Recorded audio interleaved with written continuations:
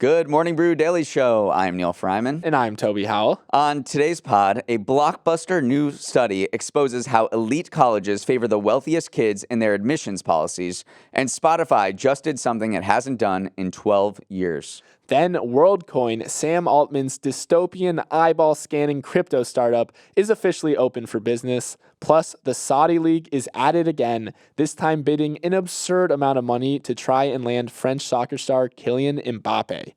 It's Tuesday, July 25th. Let's ride.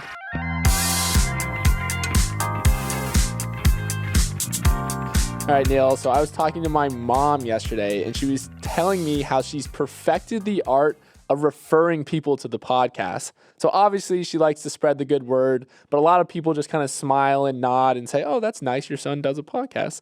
But she says she started to take their phones and manually enter in Morning Brew Daily to YouTube or wherever they listen to their podcasts. And apparently it's dramatically increasing listeners. So if you've been wanting to get people on the MBD wagon but have gotten lackluster results, Mama Howell says get your hands on their phone. Hijack a phone. She should write a LinkedIn post, I think. It would go That viral. could go viral. Yeah, thought leadership on referrals. But yeah, thanks, Mom, for literally taking people's phones and spreading the good word. All right, Neal, let's dive into our top story of the day, where Sam Altman's crazy eye-scanning crypto project, Worldcoin, is officially rolling out its services globally. This is the company that's been going around and using a basketball-sized eye-scanning orb to build a database of people's identities. The idea is that in a world where it's getting harder and harder to distinguish between humans and robots, using biometric data to verify people is the future. So once verified, users can be issued some of the company's crypto tokens called Worldcoins that Altman and co. envision as sort of this universal basic income for the human race.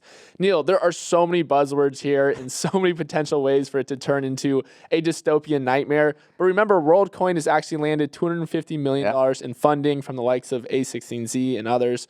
So now that it's here, what do we think about his new venture? I know that everyone listening to this is probably thinking, how can I sign up? I can't wait to get my iris scanned. The problem is you can't do it in the U.S. yet.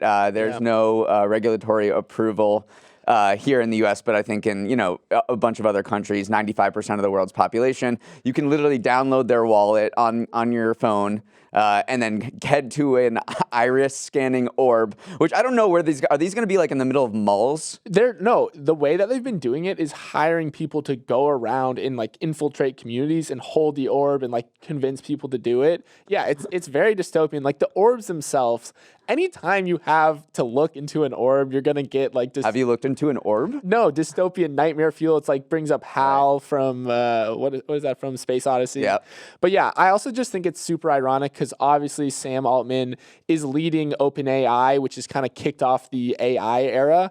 And one of the key problems they're trying to solve with Worldcoin is a thing that's become harder to do because of AI, which is determine who is a human and who is potentially an AI like chatbot. So he's kind of like attacking the problem that he's creating with his other startup. So it's very interesting that he's working on two of these like paradigm shifting projects. He has his fingerprints everywhere. Yeah. But there is some sort of theory behind it. May sound crazy to people why anyone would want to do this, but there is some sort of theory behind what they're trying to do at Worldcoin, and that's because there's this big authentication problem in the Web3 crypto sphere where it's called Sybil attacks, where a hacker can infiltrate a network and create multiple fake accounts.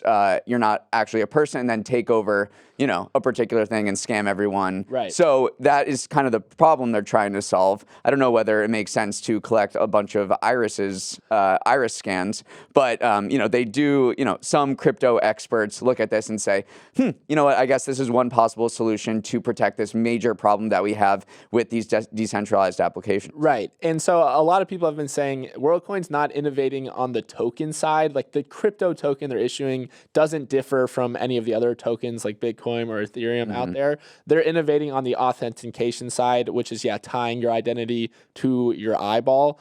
Although whenever you have like biometric data at play, there's obviously security concerns. And so a lot of people are saying when you're building these databases of identities, like obviously that's susceptible to being hacked and stuff like that.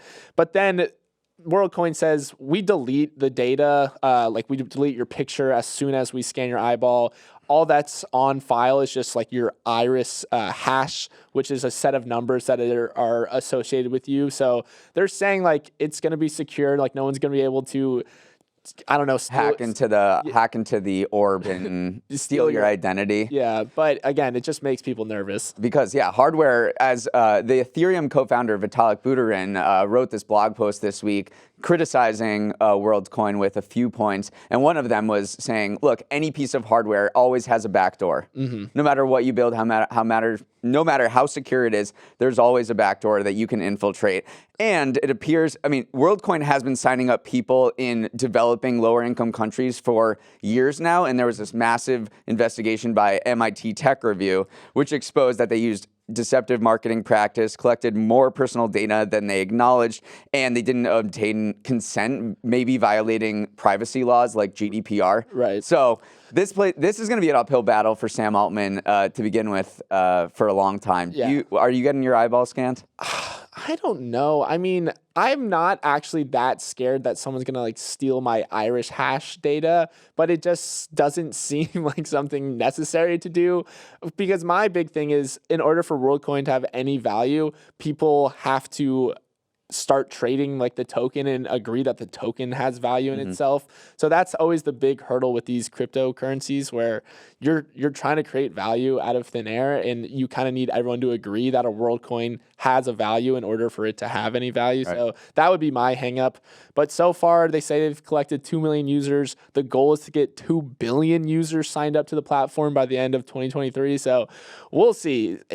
Say what you will about Sam Altman, he swings big. He swings big. All right, Toby, we've now got empirical evidence to confirm what was long suspected. The richest Americans have a greater chance of getting into elite universities just by virtue of them being extremely rich. Call it affirmative action for the 1%. We know this because of a groundbreaking piece of research that was released yesterday by an all-star team of Harvard economists, including Raj Chetty, who's been dubbed the Beyonce of economics because he churns out banger after banger. I'm not lying. Look this guy up. He is. I did not know that. He's a legend in economic circles. So Chetty and his team utilized a unique data set of federal records of college attendance, parental income taxes, and standardized test scores to show how the top 1% have a better chance of getting into 12 of the most selective universities, even when they have the same standardized test scores and academic record as another applicant. So here are the main takeaways. Children of families in the top 1% were 34% more likely to be admitted to elite universities than the average applicant with the same SAT or ACT score. Children from the top 0.1% were more than twice as likely to get in. And I'm sounding a lot like Bernie Sanders here. And overall, 16% of the students at elite colleges come from the top 1% of the income distribution. 16% come from 1%.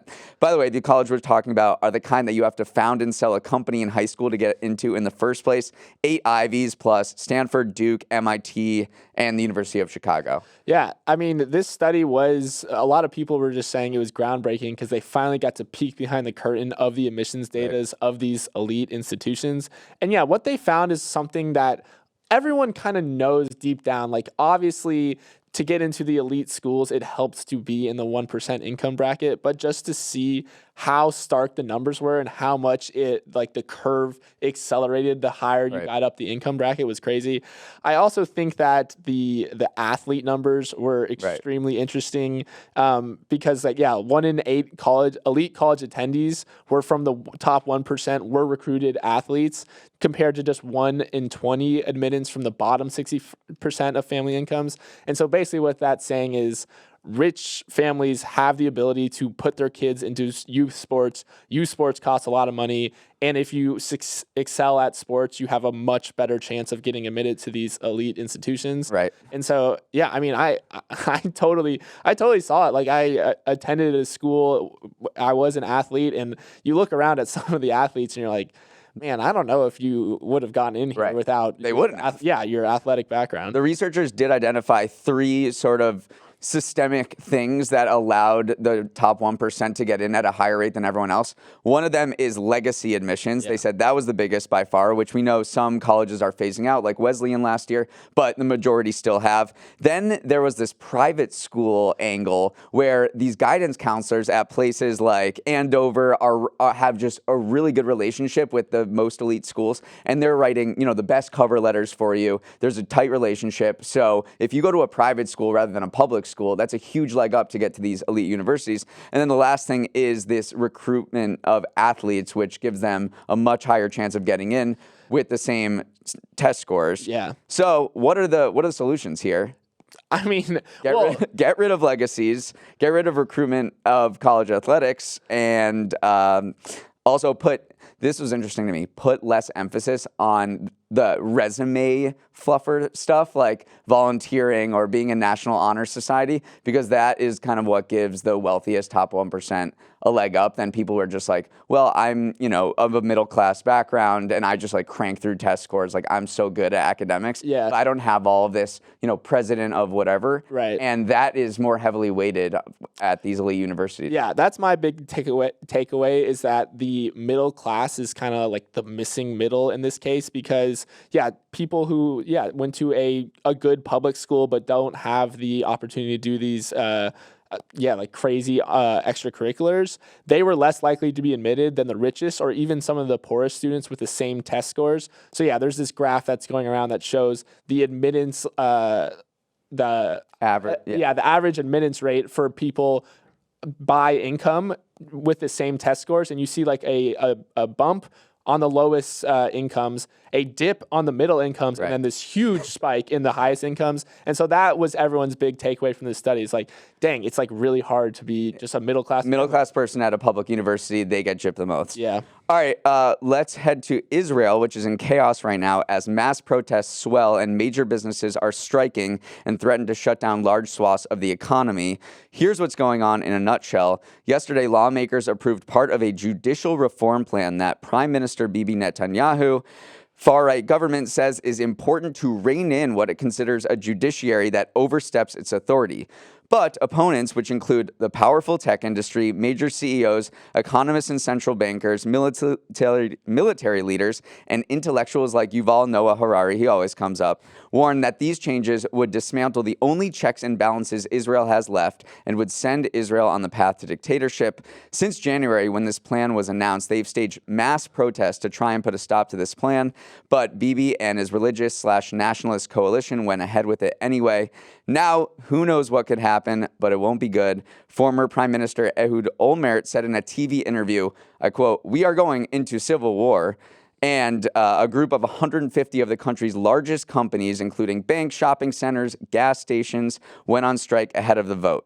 Yeah, the population is not on board with these reforms, to say the least. Yeah, we've seen these massive protests, like 250,000 people across a few days. You mentioned the 150 large companies, which is a sizable amount in a nation like Israel. And then also the Army reservists vowed to not show up to duty if the law was passed. That's a big deal. Which, again, makes a lot of people very nervous, especially like the U.S., who has like military interests, military ties with Israel. So it's just pretty crazy how widespread and vocal the opposition is to these reforms. Imagine if this happened in the U.S. Google, Microsoft, all of the companies, we've seen them come out against Supreme Court decisions or political debates, but they usually just write, an angry worded letter.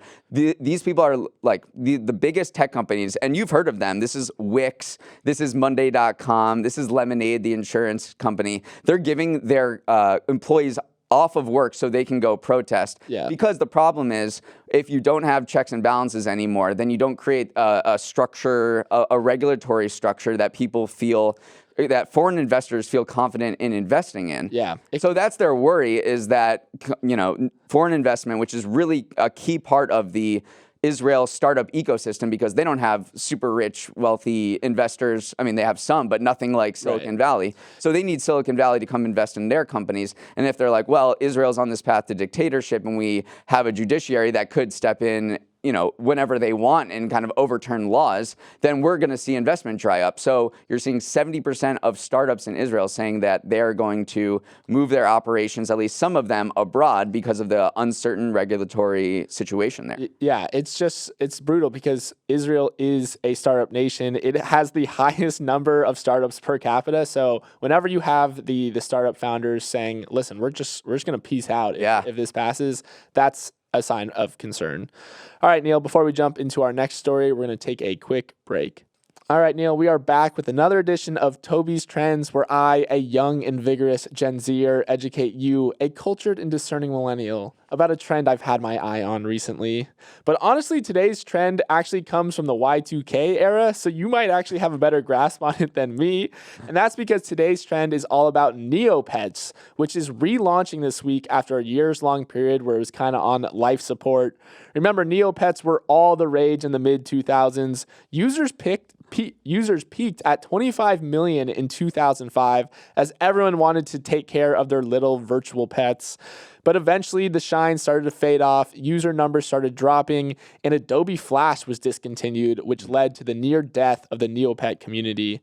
But as of 2020, there were still around 100,000 daily active users, and some of them were passionate enough to keep the site afloat despite it running at a loss.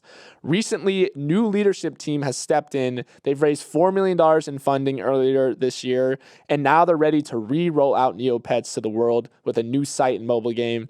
Neal, I'm sure a lot of the people listening had a Neopet growing up. Were you one of those people? No. You weren't a Neopet guy? I was busy playing Flight Simulator. My thing was not Neopets. But do you think in our current social media era where people are watching, NPC live streamers, they want to take care of a virtual pet? Is that something that could thrive in 2023? I think there's always a market for Neopets. And you know what actually gives me hope of saying that is Roblox. Yeah. Because Roblox is like the most popular social network with kids right now. We've talked about it on the show before. And I think what it does, it allows people to like affect their environment. It allows you to build up like your own kind of world in a virtual community. And Neopets offers that same thing where you can create your pet. You can upgrade it. Like, what do you do with them? Is it a game on top of it, or is it more of just? There's a few games like it's kind of like Pokemon where you have like these characters and they can exist in different worlds. But yeah, I mean, 25 million users in 2005 is nuts. So obviously there was always going to be rumblings that Neopets would come back. And also, I think the funniest part of this relaunch is they have a new brand ambassador.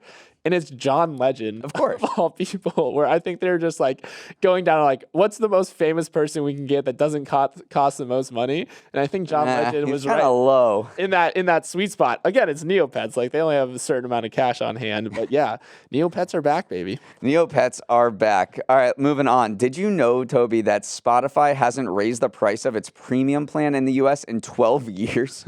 That is actually crazy. Well, the streak is over because yesterday the streaming service announced it was raising its subscription by $1. So now you get to listen to the entire library of recorded music of history ad-free for $10.99 a month instead of $9.99, which it's been priced at since 2011. The price bump comes at a time when Spotify is facing heat from investors and the music industry to boost its sales and payouts to artists and to bring its prices more in line with competitors. Amazon, Apple, Tidal, and YouTube Music have all bumped up their prices by $1 to $10.99 per month.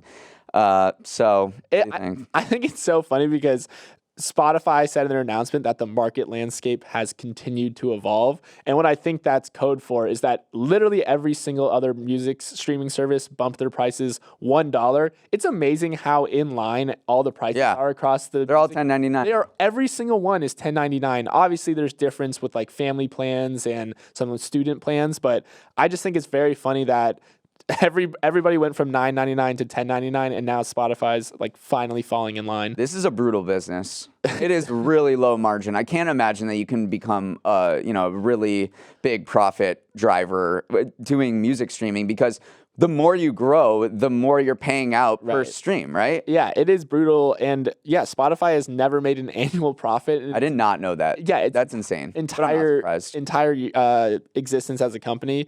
I do think though that Spotify users are pretty. I hope I'm going to use this correctly. I'm going back to my elastic. No, price inelastic. Inelastic, which means that demand will stay the same even if the price changes. Absolutely. We were getting, like I said, we could listen to any piece of recorded music in history for $9.99 a month. Right. They were subsidizing us for years. Well, I also just think that Spotify has a grip on you. Once they have their talents in you, once you've signed up, you have your playlists. You have like the AI kind of knows your taste. And so like sometimes I'll just toss on a Spotify song and it will start playing songs that it knows like I will like. And so I do think it would be a lot of effort to move to say Apple Music where the price is still going to be the same just because Spotify is raising prices. Yeah. So I think, and Spotify said that, they say they haven't seen a ton of churn. So I would expect them to maybe bump prices again shortly because they got to make a profit at some point. So I think we've seen this with Netflix too. They've raised prices a bunch recently, and they don't see a huge amount of churn. I mean, they did the biggest price increase of all, which was kick you off your account. Right. And they bumped up their sales a lot. Spotify is reporting earnings today. They need to fix some stuff related to their podcast business, which they've invested hundreds of millions of dollars in, and it's going really badly. Hey, Spotify, if you're listening, we'll take a little Joe Rogan deal. We'll go for half of Joe Rogan, $50 million. All right, Neal, for our last story, it appears the delicate balance of the global soccer scene is once again in question. Al Hilal, a member of the Saudi Arabian Premier League, has submitted a $1.1 billion bid for Kylian Mbappe, who's one of the top 3 players in the world. Neal, let me just say that number again.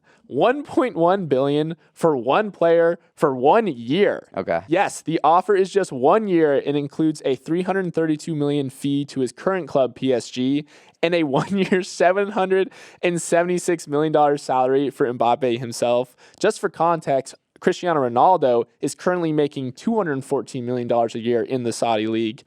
I'm quite literally in shock from these numbers, and I want to give a few more contextualizing examples just to show how big this offer is. It's more than the entire valuation of the MLB's Miami Marlins. It is more than Kellogg's earnings over the last 4 quarters. It is more than the entire MLB payroll in 1997 and well over the entire GDP of the nation of Samoa. Those numbers are courtesy of the Action Network. But Neal, holy moly, this is bigger than anything we've ever seen before, even in this era of mega sports washing deals. I think the way you know that it's a big deal is you had all of these NBA players saying, hey, Saudi Arabia is starting a basketball league. So Giannis Antetokounmpo, LeBron James, a bunch of other NBA players started tweeting and Instagramming yesterday after this number came out, and they're like, this is absolutely crazy. Like, I would literally leave my sport and go play to do this. I know. Everyone was kind of like laughing because, Giannis posted this Instagram was saying, like, I look like Mbappe, like, come sign me. But then everyone was kind of nervously laughing in the background because it is feasible that like Saudi Arabia just launches an upstart basketball league, says Giannis, we'll give you, $200, $300 million a year. Come play in our new league. So again, and then you had LeBron jumping in too. So I know that the NBA was kind of like, very nervous about this though, because we've seen it with Live. They can literally create an upstart tour because they have the funds to do so. So they were joking, but there was definitely some truth, I think. Do they have the money? Like, I really want to peek into their finances. I know they make a bazillion dollars from oil,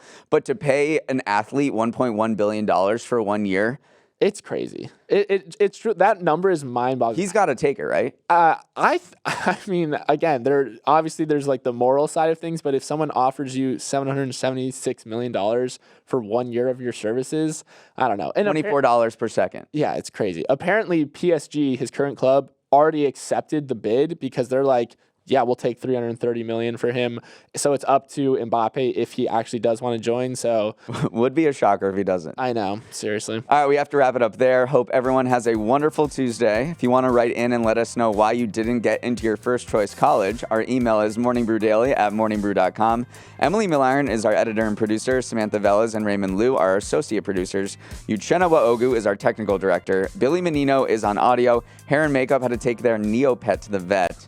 Devin Emery Montgomery is our Chief Content Officer, and our show is a production of Morning Brew. Great show today, Neal. Let's run it back tomorrow.